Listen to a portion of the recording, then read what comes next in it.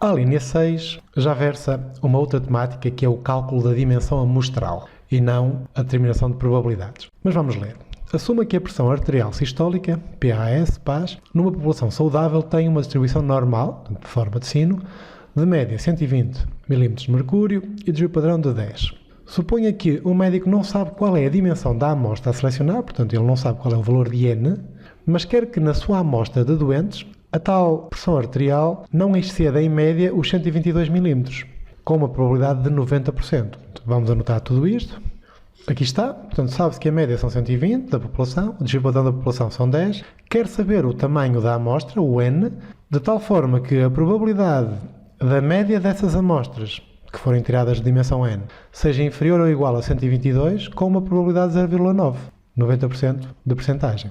Agora aqui está-nos a dar o problema ao contrário, o que significa que, claro que teremos que usar esta fórmula das amostras, porque é referida à dimensão da amostra, é isso que se quer saber, só que teríamos que resolver esta equação em ordem a N. Primeiro tínhamos que ir ver qual é o valor de Z que corresponde a 90% de probabilidade. Teríamos que consultar as tabelas ou usar o SPSS, mas não com a função CDF, com a outra função que é a função inversa. Depois de saber o valor de Z associado a essa probabilidade, já temos o valor de X, que são 122, e temos os valores da média do desvio padrão da população. Portanto, poderíamos resolver.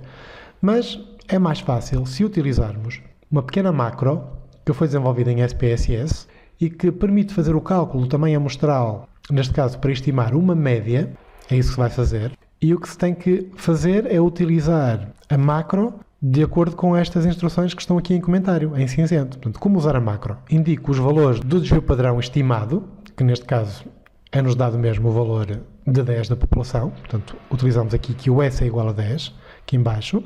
O valor do erro, portanto, nós sabemos que ele não quer que o x barra ultrapasse os 122, portanto, isso corresponde a um erro de 2, 120 para 122, um erro de 2, é o que lançamos aqui em baixo, erro igual a 2, e do nível de confiança, que é o CI, que naquele caso é dado de 90%. Aliás, esta macro só funciona para estes níveis, 90, 95, 99 e 99,9, que são os mais comuns, nomeadamente o 95%. Então o CI é igual a 90%. A partir daí, a própria macro já tem aqui a computação daquela fórmula em ordem a N, ou seja, já faz o cálculo desta fórmula, mas em ordem a N, evitando-nos a nós ter que fazer esses cálculos mais complicados. Logo, o que eu tenho que fazer é ir ao menu Run All, executar tudo, e obtenho o resultado que, para um nível de confiança de 90%, para uma precisão desejada de 2, portanto o erro máximo é de 2 unidades, e com uma estimativa de desvio padrão de 10, o tamanho da amostra que esse médico teria que constituir seriam 41 pacientes.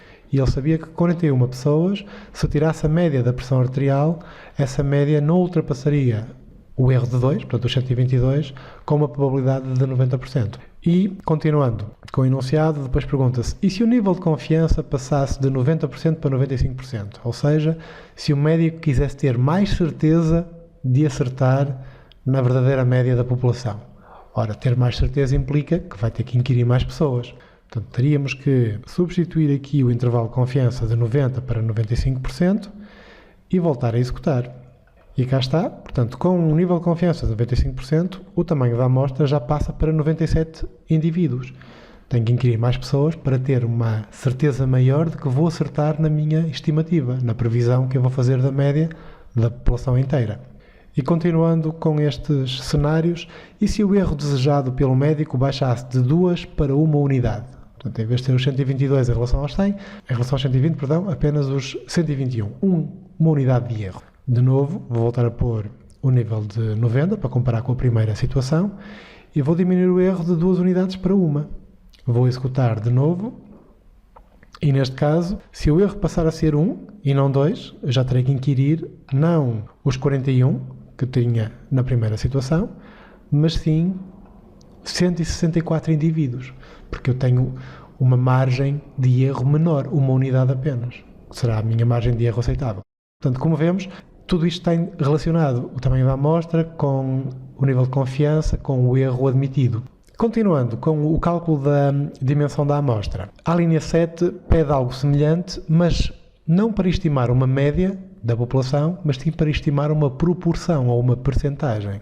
que é tipicamente o que acontece, por exemplo, nas sondagens eleitorais. Qual será a proporção de votos que determinado candidato ou partido vai obter? Então diz assim: imagine que o Serviço Nacional de Saúde quer distribuir folhetos de prevenção tabágica às grávidas portuguesas. Neste momento são cerca de 70 mil, as mulheres que estão grávidas. No entanto, só vale a pena distribuir esses folhetos às grávidas fumadoras, portanto, às mulheres que já fumavam antes, pois as não fumadoras dificilmente começarão a fumar durante a gravidez, portanto já se sabe que isso é prejudicial para o bebê. Qual o tamanho da amostra que o investigador deve escolher para estimar a verdadeira proporção de grávidas que fumam, com um erro menor ou igual a 3%? Portanto, se ele, imaginem, chega ao valor de há 14% de grávidas que fumam, ele sabe que esse valor está a uma distância de 3%, ou para cima ou para baixo, da verdadeira proporção na população. Por outras palavras, a quantas grávidas escolhidas de forma aleatória a partir da população é que ele deve perguntar se elas fumam ou não, para ficar com uma ideia aproximada do verdadeiro valor na população. Qual é que é a percentagem de grávidas que fumam? Aqui vamos ter que usar uma macro diferente. Uma macro que vai calcular o tamanho da amostra para estimar uma proporção e não uma média. Mas o princípio de utilização é igual. Portanto, como usar a macro? Indica os valores da proporção estimada, o valor de P, e diz mais abaixo que se não houver estudos prévios que permitam estimar a proporção na população, como é o caso, não indique o P, pois a macro já assume o valor mais conservador de 0,5. Neste caso eu vou escrever mesmo aqui à mão, 0,5, mas se eu apagasse este pedaço, a fórmula iria funcionar com o P de 0,5. Então, P de 0,5 significa que se assume que metade da população fuma, neste caso, e a outra metade não fuma. Isto faz com que a dimensão da amostra que vai ser calculada seja a mais conservadora, portanto, seja a maior possível. Quando não se sabe então essa estimativa, lança-se o valor de 0,5 ou 50%, metade para cada lado. Depois, o erro pretendido, portanto, o erro no enunciado dizia que não devia ser maior que 3%, só que aqui a precisão deve ser lançada com a forma de proporção e não de percentagem, portanto temos que lançar aqui 0,03. E não tendo sido especificado o nível de confiança, deve-se utilizar o nível mais comum, que são os 95%. De novo, se eu tivesse apagado este parâmetro aqui, esta parte, ele assumiria os 95%. Então, executamos esta macro e obtemos que, para estimar uma proporção com 95% de confiança e um erro máximo de 0,03 ou 3%, e assumindo que metade da população tem aquela característica e outra metade não, neste caso, fumar, precisaríamos de inquirir 1068 mulheres para conseguir estimar com 3% de margem de erro qual seria a verdadeira proporção de fumadoras nas 70 mil grávidas portuguesas. Portanto, teríamos que inquirir essas 1068. O enunciado prossegue dizendo: e se o nível de confiança passasse de 95% para 99%? Ou seja, se eu quiser ter mais certeza de acertar, claro, vou ter que inquirir mais pessoas. Então, de novo, esse nível de confiança só pode variar. Nesta macro só existem valores para 90%, 95%, 99% e 99,9%, mas para 99%, a dimensão já passaria de 1068 para 1844. Portanto, teria que inquirir quase o dobro das mulheres. E continuando, e se o erro desejado pelo investigador puder chegar aos 10%, portanto, se em vez de ser 3% à volta da verdadeira proporção, puder ser 10%, sei lá, imaginando que 20% das grávidas fumavam, ele podia ir entre 10% e 30%. Claro que um erro mais grosseiro faz com que não seja preciso inquirir tantas pessoas. Mas vamos fazê-lo. Portanto, o erro de 0,03 passa a 0,1, que é o correspondente a 10%. Vou voltar a pôr o intervalo de confiança a 95 para comparar com a primeira situação. E na primeira vez que corremos a macro deu 1068. Nesta segunda vez, com 95% de confiança, 10% de precisão e a estimativa de metade-metade, só precisaria de inquirir 97 mulheres. Portanto, quando o erro é grosseiro, 10% é um erro grande, porque seria 10% para cima e para baixo, basta-me inquirir 97 mulheres. Finalmente, e se um estudo prévio já determinou que 14% das grávidas da amostra fumavam? Portanto, imaginem que há 2 anos já se fez um estudo semelhante e chegou-se à conclusão que 14% das grávidas fumavam. Portanto, já não preciso assumir que metade fumam. Vou lançar o valor de 14 na macro.